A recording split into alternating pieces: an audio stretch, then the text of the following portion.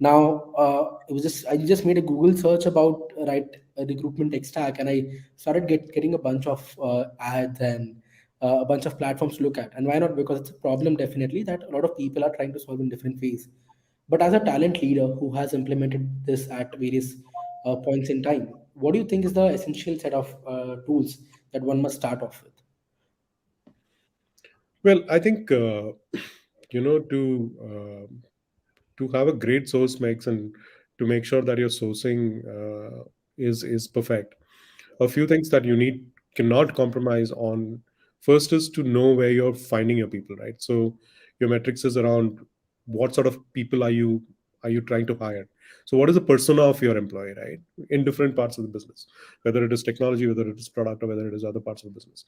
What's the persona of the people that you're trying to hire, and where do you find them, right? That kind of starts with pointing out to areas where you can look at your possible engineering strength to come in. So that's one part. The second part beyond that, so one is you kind of map those folks out, figure out how do you communicate with them, reach out to them, engage with them, and so on.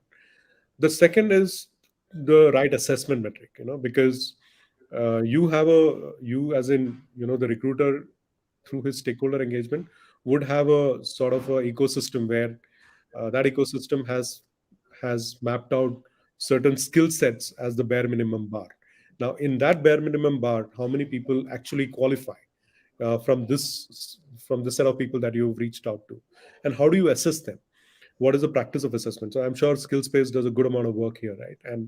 And companies like other companies also do similar help there to give you some sort of what do you call benchmark idea as to how that talent is playing out, what is the bar vis-a-vis the kind of requirement you have, and therefore then you further decide where to engage with that person. So whether that person is a SD3 or an SD4, I mean, a software development engineer at a level 3 or a level 4, or is he a technical lead, or is he an engagement manager, engineering manager, and so on. So once you understand that, then you know how to engage with them and create a very, very strong assessment practice. Now, in that assessment practice, it is not just about just doing the coding round and just doing the interviewing round, right?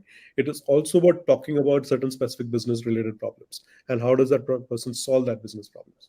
So that entire assessment engagement, which is qualitative enough for the interviewer also to feel experienced, and the candidate also to feel good about having gone through that experience. Hey, you know what, these guys tried to figure me out in different dimensions, and therefore I also feel good that they figured out that I'm good in this area, this area, this area, and probably I have certain development areas in other areas which I need to develop further. And once you give this consolidated feedback to that candidate, the candidate also feels good about having gone through that entire assessment practice.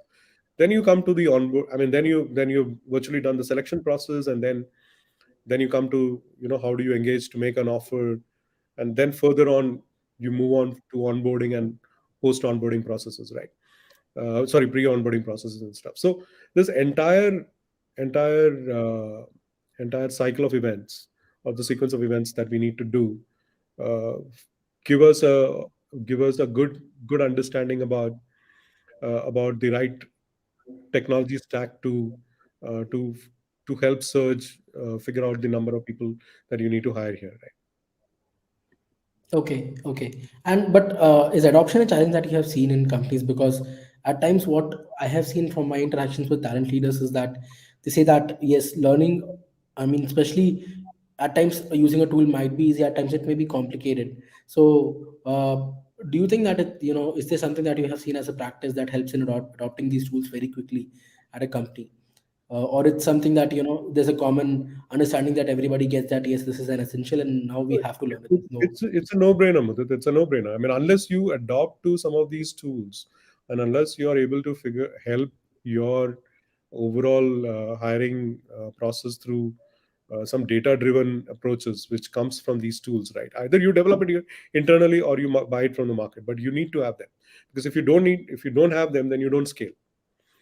So if Hmm. you're doing, like, if I'm doing 3 engineers a month to I'm doing about 70 engineers a month, if I have to make sure that I'm onboarding 70 engineers a month, I have no other option but to depend on tools, right?